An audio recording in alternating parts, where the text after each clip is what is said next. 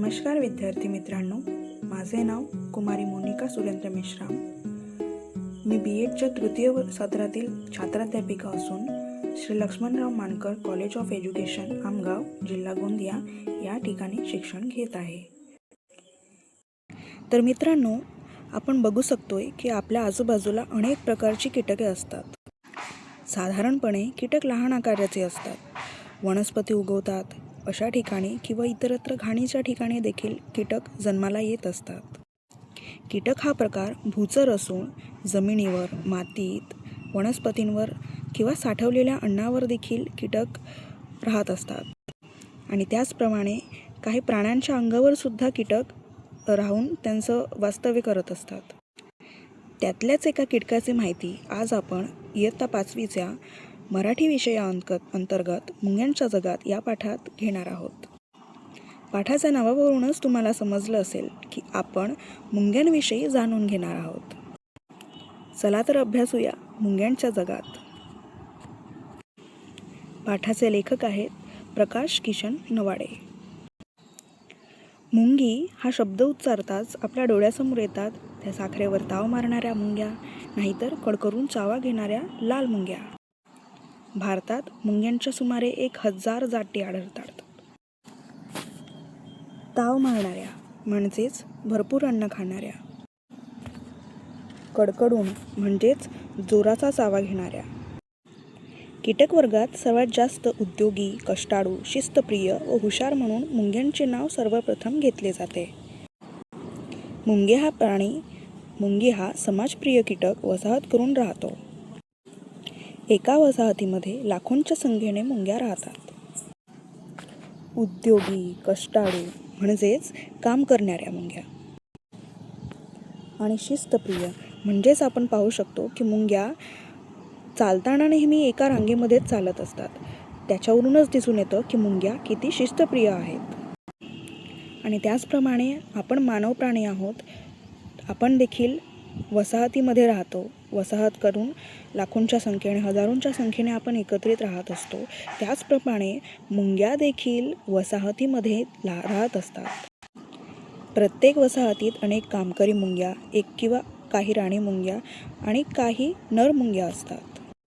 तर मित्रांनो, वसाहत आली म्हणजे त्यात विविधता देखील आलीच. ज्याप्रमाणे आपण आपल्या समाजात बघतोय की प्रत्येकाचा एक स्तर असतो. आपापल्या स्तराप्रमाणे लोक काम वगैरे करत असतात. त्याचप्रमाणे मुंग्यांच्या वसाहतीमध्ये देखील काही काम करणाऱ्या मुंग्या, काही राणी मुंग्या तर काही नर मुंग्या वास्तव्यास असतात. मुंग्या एकमेकांशी बोलत असतील का? कशा प्रकारे बोलत असतील? एका मुंगीला सापडलेला अन्नाचा साठा इतर मुंग्यांना कशा प्रकारे माहीत होतो? असे नाना प्रश्न आपल्याला पडतात. आपण एकमेकांशी संवाद साधतो. माणसाप्रमाणे मुंग्या नक्कीच बोलत नाहीत. निसर्गाने प्रत्येक सजीवाला संवादाकरिता विशिष्ट सोय करून दिलेली आहे. आपण मानव प्राणी जसे एकमेकांशी संवाद साधत असतो. आपली एक विशिष्ट भाषा आहे. आपण महाराष्ट्रात राहतो आहोत, आपण मराठी बोलतो आहोत. तशा भारतामध्ये कित्येक प्रकारच्या भाषा आहेत. मुंग्या आपल्यासारख्या बोलत नाहीत, पण त्यांची सुद्धा एक विशिष्ट प्रकारची भाषा आहे. संवाद म्हणजे एक आपापसात बोलणे. मुंग्या वेगवेगळ्या कारणांसाठी वेगवेगळ्या रासायनिक गंधकणांचा उपयोग करतात. गंध म्हणजेच वास किंवा सुगंध. एखाद्या मुंगीला अन्नाचा साठा सापडला की ती आपल्या वसाहतीकडे परत येताना त्या मार्गात आपल्या शरीरातून विशिष्ट प्रकारचे गंधकण सोडत येते. मुंग्या हे गंधकण फक्त अन्नाचा साठा मिळाल्यावरच सोडतात, इतर वेळेस नाही. मग इतर मुंग्या मिशांच्या सहाय्याने या गंधकणांचा माग काढत अन्नसाठ्यापर्यंत पोहोचतात. म्हणून आपल्याला मुंग्या नेहमी रांगेने चालताना दिसतात. माग काढणे म्हणजेच सुगावा लागणे. तर आपण बघू शकतोय की मुंग्यांना जसं एखाद्या अन्नाचा साठा सापडतो, तर इतर मुंग्यांना त्या कशा प्रकारे माहिती पोहोचवत असतील, तर त्यांच्या शरीरातील एक विशिष्ट गंधकण त्या मार्गामध्ये सोडत असतात. आणि त्याच गंधकणाचा माग काढत त्याच गंधकणाच्या मागावर इतर मुंग्या त्यांच्या पाठलाग करून त्या अन्नसाठ्यापर्यंत पोचत असतात. तर त्या पोचत असताना, त्या चालत असताना त्या एका रांगेमध्ये पोचत असतात, कारण की मुंग्या ह्या एकामागोमाग जात असतात आणि त्यामुळेच त्या एका रांगेत असतात आणि म्हणूनच आपण त्यांना शिस्तप्रिय प्राणी असे ओळखतो. आपल्याला सगळ्या मुंग्या सारख्याच दिसतात, पण एखादी मुंगी आपल्याच वसाहतीमधील आहे की दुसऱ्या वसाहतीमधील आहे हे मुंग्यांनाच ओळखता येते. वेगवेगळ्या वसाहतींच्या मुंग्यांना विशिष्ट असा गंध असतो. मुंग्या मिशांच्या सहाय्याने तो गंध ओळखतात. रांगेत जाणाऱ्या दोन मुंग्या एकमेकांना कधीकधी भेटताना दिसतात, त्यामागे हेच कारण आहे. तर मित्रांनो, चिनी जापानी माणसं पाहिल्यावर आपल्याला वाटतं की सर्व माणसं एकसारखीच दिसत आहेत. मात्र प्रत्येकजण एकमेकापेक्षा वेगळा असतो. तसंच या मुंग्यांच्या बाबतीतही आहे. सगळ्या मुंग्या दिसायला सारख्याच असतात, तरी त्या एकमेकींना ओळखत असतात. एखादे संकट आल्यावर मुंग्या लगेच एकमेकांना सावध करतात. यासाठी मुंग्या वेगवेगळ्या प्रकारचे गंधकण बाहेर सोडतात. या गंधकणांचा सुगावा लागताच इतर मुंग्या त्या मुंगीच्या मदतीसाठी ताबडतोब धावत येतात. सुगावा म्हणजेच शोध लागणे. त्याचबरोबर सावधानतेचा इशारा देणारे गंधकण सुद्धा हवेत सोडतात. त्यात एखाद्या मुंगीला चिरडले तर त्या गंधकणाचा परिणाम अधिक तीव्र होतो. अशा वेळी अधिक प्रमाणात हे गंधकण सोडले जातात. याचाच अर्थ असा विद्यार्थी मित्रांनो, की अन्नसाठा मिळाल्यावर वेगळा गंध, संकट आल्यावर वेगळा गंध. निसर्गाने त्यांच्या शरीराची रचनाच अशा प्रकारची केलेली आहे असे आपणास दिसून येते. संदेश पोहोचवण्याच्या दृष्टीने मुंग्या आपल्या शरीराचा पृष्ठभाग देखील घासतात. त्यातून येणाऱ्या आवाजाच्या सहाय्याने त्या आपल्या वसाहतीमधील इतरांना संदेश देत असतात. निरनिराळ्या प्रकारच्या मुंग्या एकमेकांशी संवाद साधतात. मुंगी हा शब्द आपल्या कानावर जेव्हा पडतो तेव्हा तिचा आकार आपल्या डोळ्यासमोर येताना दिसतो. परंतु निसर्गाची किमया तर बघा मित्रांनो.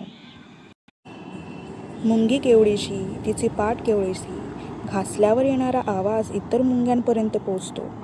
केवढं मोठं आश्चर्य आहे ना. स्वतःचे आणि वसाहतीचे संरक्षण करण्यासाठी मुंग्या नेहमी तत्पर असतात. स्वतःच्या किंवा वसाहतीच्या संरक्षणासाठी काही मुंग्या कडकडून चावा घेतात, काही मुंग्या विषारी दंश करतात, तर काही विशिष्ट अंमलाचा फवारा शत्रूवर सोडतात. तत्पर म्हणजेच तयार असणे, दंश म्हणजेच चावणे. नकळत एखाद्या वेळेला लाल मुंग्यांच्या वसाहतीवर पाय पडल्यास काय होते ते तुम्हाला सांगण्याची गरज नाही. वसाहतीवर संकट आणणाऱ्या मोठ्या शत्रूला सगळ्या मुंग्यांनी मिळून चावा घेतला की त्याला तेथून पळ काढावाच लागतो. पळ काढणे म्हणजेच निघून जाणे. काही जातींच्या मुंग्यांना दंश करण्यासाठी सुईसारखी योजना केलेली असते. दंश करताच प्राण्याच्या शरीरात विष सोडले जाते. या विषाचा मोठ्या प्रमाणावर फारसा प्रभाव जाणवत नाही, परंतु अशा अनेक दंशापासून होणारा दाह त्या प्राण्याला वसाहतीपासून दूर करण्यास यशस्वी ठरतो. दाह म्हणजेच आग. या मुंग्यांचा प्रभाव हाणून पाडणारे त्यांचे बरेच शत्रू देखील आहेत. अर्थातच निसर्गाने निर्माण केलेल्या अन्नसाखळीचा हा एक भागच आहे, हे आपल्याला कसे विसरून चालेल. अशा या उद्यमशील, शिस्तबद्ध, सामाजिक जीवन जगणाऱ्या मुंग्यांकडून बरेच काही शिकण्यासारखे आहे. तर मुलांनो, आपणही मुंग्यांसारखं शिस्तबद्ध होऊया, सतत काम करूया, उद्योगी होऊया आणि आदर्श विद्यार्थी बनूया. कारण मुंग्यांमधली जी विविधता आहे ती जर आपण मानवाने आत्मसात केली तर मुंग्यांसारखं शिस्तबद्ध होण्यापासून आपल्याला कोणीही थांबवू शकत नाही आणि त्याचा फायदा हा आपणालाच होणार असतो. तर काय म्हणता विद्यार्थी मित्रांनो, तुम्ही पण होणार ना मुंगीसारखं शिस्तप्रिय आणि उद्योगशील? तर अशा प्रकारे आज आपण मुंग्यांच्या जगात हा पाठ अभ्यासलो आणि मुंग्यांच्या विविध वैशिष्ट्याबद्दल माहिती जाणून घेतली. आशा करते की तुम्हाला पाठ आणि पाठाचं सार्थ समजलं असेल. धन्यवाद.